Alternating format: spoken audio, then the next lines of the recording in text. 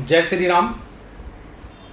जब हम कभी किसी ज्योतिषी के पास जाते हैं, बात जब चंद्रमा पे आती है तो ज्योतिषी जो होते हैं वो चंद्रमा को लेकर के क्या कहते हैं। आजकल अक्सर जब भी चर्चाएं होती हैं तो राहु के बारे में, केतु के बारे में, शनि के बारे में, मतलब इन तीन ग्रहों को बदनाम ग्रह बना दिया है लोगों ने कि राहु आएगा तो आपको ये दिक्कत देगा, केतु आएगा तो ये देगा और शनि आएगा तो आपको ये दिक्कत देगा। लेकिन आप कभी भी देखो कि आपको जो सबसे बड़ी समस्या जो आती है कभी भी, तो आपको जितना जीवन में जितना कष्ट, जितनी समस्या आपको आएगी चंद्रमा से, उतना आपको कोई ग्रह नहीं दे सकता। क्योंकि सबसे पहला नंबर क्या है कि अगर हम चंद्रमा के कार्य तत्व को देखें कि चंद्रमा का तत्व क्या है, तो जल तत्व है। और जब आप समुद्र के किनारे या किसी नदी के किनारे जब आप लहरें उनकी देखेंगे तो आपने अक्सर देखा होगा उठना और गिरना, ये उसका स्वभाव बन जाता है। तो चंद्रमा हमारे मन का कारक है। ऐसे लोगों का मन क्षण भर में तो बहुत प्रसन्न रहेगा, बहुत बढ़िया रहेगा, क्या पाएं क्या कर दें, और क्षण में उनका मन इतना दुखी हो जाएगा, इतना दुखी कि ऐसा लगेगा कि संसार का सबसे ज़्यादा दुखी व्यक्ति जो है वो वही है। ये क्या है? चंद्रमा है। चंद्रमा को अक्सर हम क्या कहते हैं, जब भी कोई बात आती है तो हम उसको किसकी संज्ञा देते हैं? माँ की। क्योंकि जब हम बात करते हैं तो उसमें आता है चंद्रमा यानी माँ। हमारी माँ जो होती हैं वो हमारा कितना केयरिंग करती हैं, कितना हमारे प्रति वफादार होती हैं, ये किसी को कहने की ज़रूरत नहीं है या बताने की ज़रूरत नहीं है। माँ माँ होती है। आदि गुरु शंकराचार्य ने क्या कहा? कुपुत्रो जायेता क्वचिदपि कुमाता ना भवति। पुत्र कुपुत्र हो सकता है लेकिन माता कुमाता नहीं हो सकती। जब भी बात चंद्रमा की आती है तो लोग अक्सर चंद्रमा को मोती तक सिमटा देते हैं कि आपका चंद्रमा ऐसा है तो आप मोती पहन लो, बहुत बढ़िया हो जाएगा। लेकिन कभी आपने सोचा है कि ये जो 9 ग्रह हमारे होते हैं इनके स्वरूप अलग अलग होते हैं और कहीं ना कहीं कोई ना कोई ग्रह का अंश लेकर के कोई ना कोई भगवान उत्पन्न होते हैं वसुंधरा पर। चंद्रमा एक ऐसा ग्रह है कि अगर चंद्रमा जिसका पीड़ित हो गया उसका पूरा जीवन नष्ट हो गया।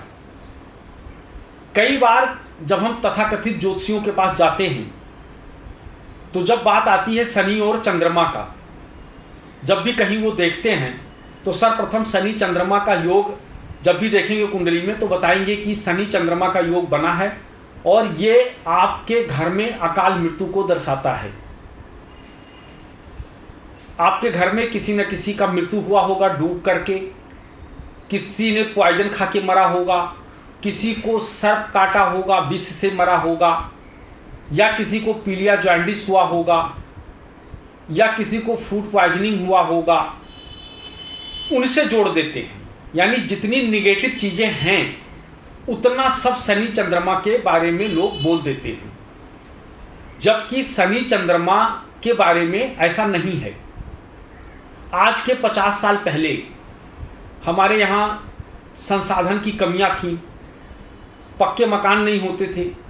उस समय पर सर्प का निकलना, बिच्छू का निकलना, सर्पदंश होना ये बहुत आम बात थी।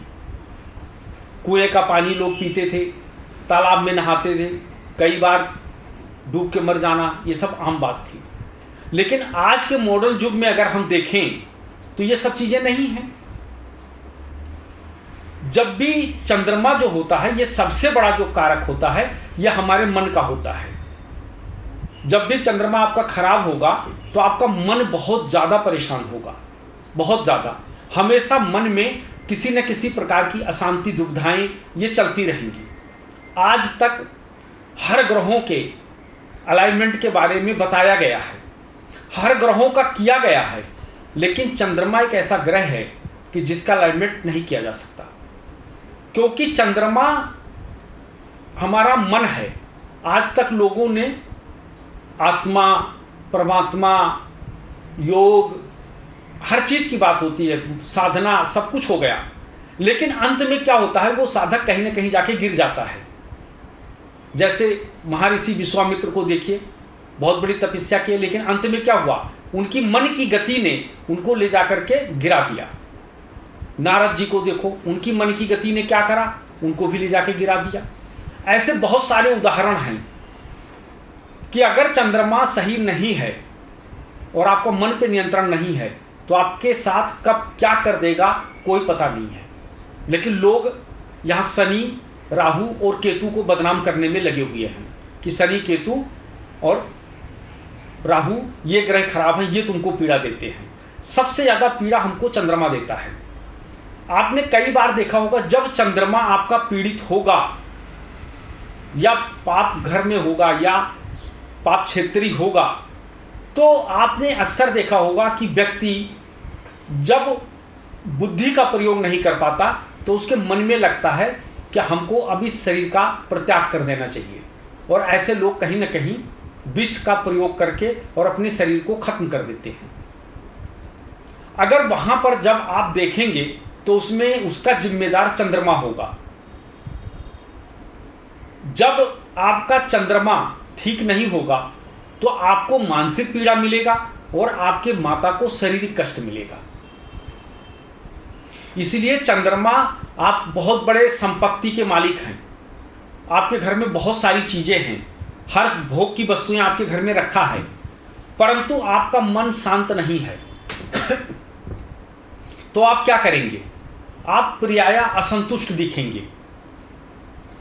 आपने देखा है बहुत सारे लोग होते हैं जिनके चेहरे पे हमेशा उदासी रहती है, उनके चेहरे पर पीलापन होता है, हमेशा वो निगेटिव बातें करेंगे। जब भी मिलेंगे तो जिम जाने से क्या होगा, अंत में मर जाना है, ये खाने से क्या होगा, ये पहनने से क्या होगा, हर जगह वो निगेटिव करेंगे और इतनी निगेटिव चीजें फैला देते हैं कि जो उनके सामने बैठा होता है वो खुद निगेटिव हो जाता है। ऐसे लोगों को हमेशा जल से बहुत डर लगता है, वो कभी जल के किनारे नहीं जाएंगे, और अगर जल के किनारे जाएंगे तो उनके मन में हमेशा एक ही बात रहेगा कि कहीं ऐसा तो नहीं कि मैं डूब के मर जाऊं या मैं डूब सकता हूं।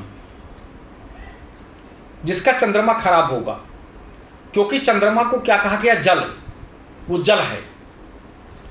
इसलिए जब भी अगर आपका चंद्रमा बहुत बढ़िया है और जब चंद्रमा की महादशा आएगी तो आपको बहुत सौम्य बना देगा, आपके अंदर शीतलता ला देगा।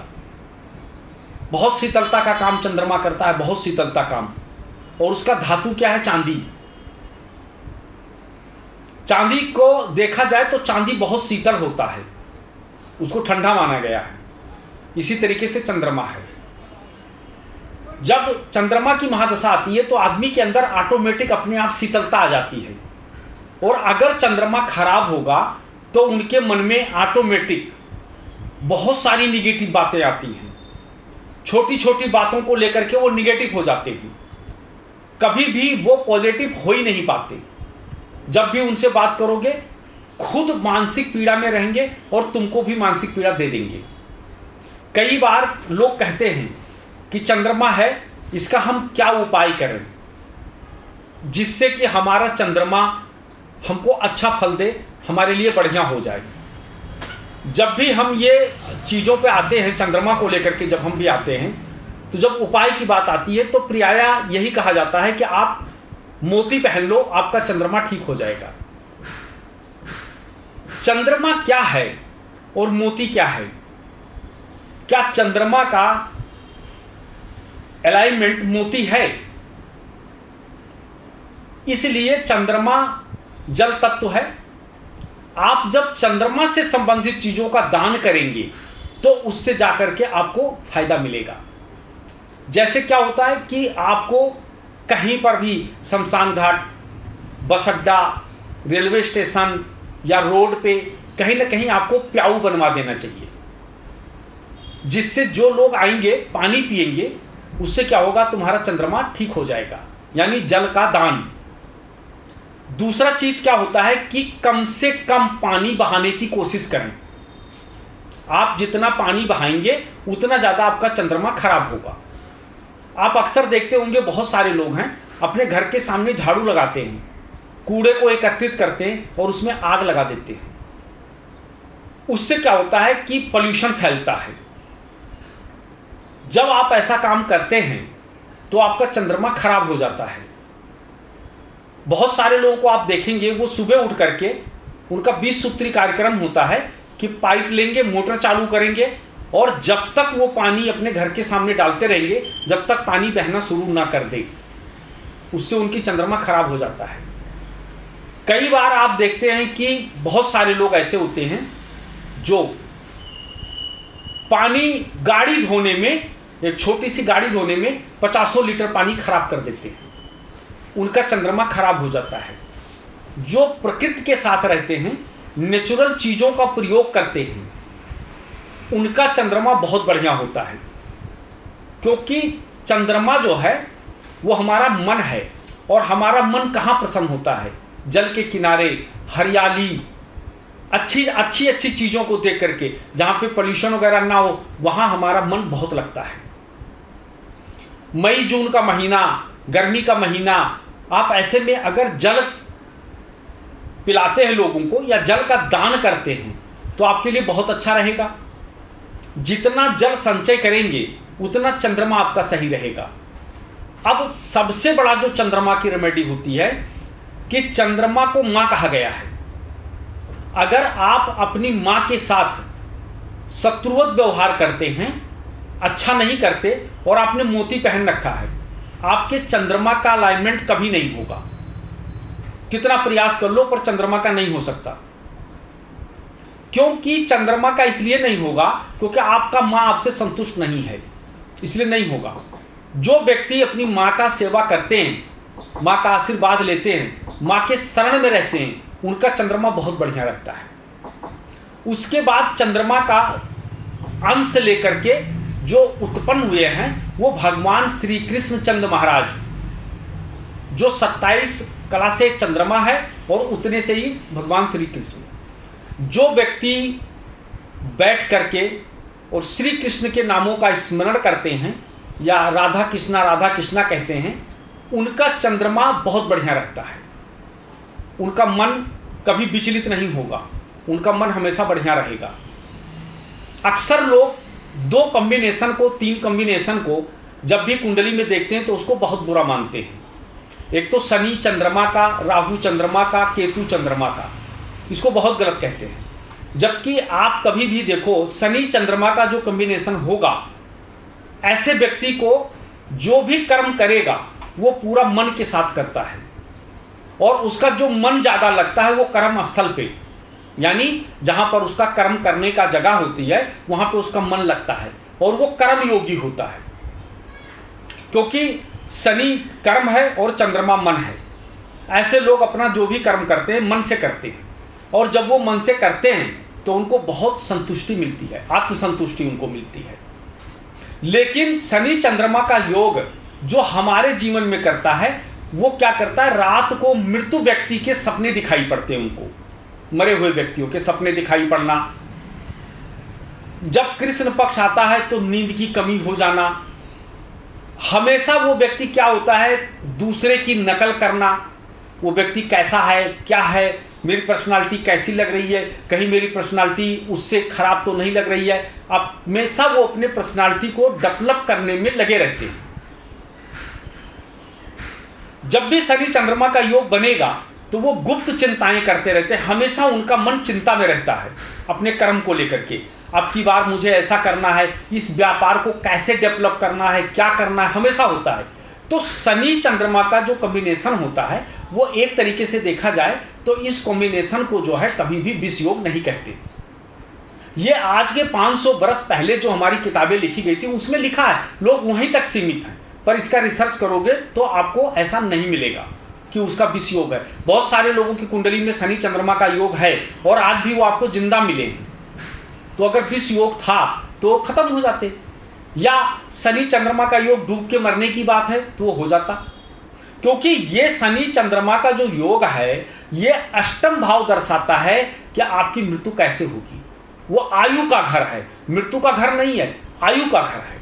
मृत्यु का घर जो हमारी कुंडली में है वो सप्तम भाव है, लगन है और द्वितीय भाव है। इसको कहा गया है, अष्टम भाव नहीं कहा गया। अष्टम भाव तो ये कहता है, वो बताता आयु कितनी है तुम्हारी, निकट में जब तुम्हें कोई प्रॉब्लम आएगी तो कैसी प्रॉब्लम आएगी और कैसे प्रॉब्लम से तुम्हारी मृत्यु हो सकती है।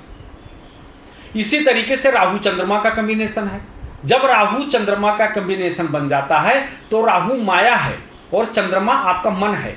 ऐसा व्यक्ति का मन मायावी हो जाता है, तरह तरह के युक्तियां उनके मन में आता रहता है, वो उनका प्रयोग करते रहते हैं। हमेशा उनके मन में माया चलती रहती है, इसका कैसे ले लूं, इससे कैसा पैसा मिलेगा, कैसे क्या होगा, और हमेशा वो सफरिंग करता है और उसको लगता है कि मैं जितना सफरिंग करूंगा उतना मेरा आय बढ़िया हो जाएगा। सत्य है, जितना शनि चंद्रमा का युक्ति का व्यक्ति, राहु चंद्रमा के व्यक्ति जितना सफरिंग करेगा उतना उसको धन की प्राप्ति होगी, उतना बढ़िया आएगा। आपने कभी जीवन में ऐसे व्यक्ति देखे होंगे जो कई बार आपके मन की बात जान लेते हैं, या उनको कई बार वो कहते हैं ये व्यक्ति चीटर है, ये कभी काम नहीं आ सकता, वो पूर्व उनको पता हो जाता है ये कौन से ग्रह का कॉम्बिनेशन है जो उसको पहले बता देता है। अब यहां कॉम्बिनेशन केतु चंद्रमा को गलत कहा गया, लेकिन केतु चंद्रमा क्या है, केतु क्या है, केतु शुद्ध ब्रह्म है। ब्रह्म का मतलब ईश्वर, और चंद्रमा मन है। ऐसे लोगों के मन में जो वाक्य आता है वो ब्रह्म वाक्य होता है और उनको पूर्वाभास हो जाता है और वो पूर्व जान जाते हैं कि ये व्यक्ति के जीवन में, ये व्यक्ति जो सामने बैठा है ये कैसा होगा। वो कॉम्बिनेशन गलत नहीं होता है।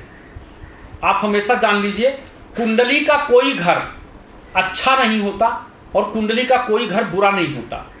जो ज्योतिषी किसी ग्रह को अच्छा कहें और किसी ग्रह को बुरा कहें, वो जीवन में ज्योतिषी नहीं बन सकता, क्योंकि हर ग्रहों के पास दो चीजें होती हैं। एक होता है तुमको ऐश्वर्य देना और दूसरा होता है तुमको मुक्त करना। ये दोनों चीजें हर ग्रह के अंदर होता है। कोई ग्रह अच्छा नहीं, कोई ग्रह बुरा नहीं। ये सर्वप्रथम आपके ऊपर है कि आप किसको किस प्रकार से यूज करते हैं, आप कैसे उससे फल लेते हैं, ये आपके ऊपर है। आप देखते हैं कई बार एक क्रोधी व्यक्ति के मिजाज में अचानक से तब्दीली आ जाती है और वो सौम्य बन जाता है। जब आप उसकी कुंडली देखेंगे तो आपको पता चलेगा कि कहीं ना कहीं चंद्रमा की महादशा आ गई है। एक व्यक्ति की कुंडली में आप देखेंगे या ऐसे व्यक्ति को देखेंगे, अचानक से उसके मन में अच्छे कपड़े पहनना, परफ्यूम लगाना, हमेशा टिप टॉप बन के रहना, जब आप देखोगे तो पता चलेगा उसकी कुंडली में शुक्र आ गया। आप देखोगे किसी के वो हर बात पे ज्ञान देने लगा, ज्ञान की बातें करने लगा जो कभी नहीं करता था। आप जब भी देखोगे तो गुरु की महादशा आ गई। तो जैसे जैसे जब जब व्यक्ति की जो महादशा आती है उसी तरीके से उस व्यक्ति के अंदर चेंजिंग आता है। इसलिए हमेशा आप ध्यान रखें, कुंडली में 9 ग्रह कहे गए हैं। 9 ग्रहों में से सबसे खतरनाक ग्रह जो है, जिनकी जरूरत ज्यादा पड़ती है अलाइनमेंट करने की, जिनकी जरूरत ज्यादा पड़ती है केयरिंग करने के लिए, वो चंद्रमा है।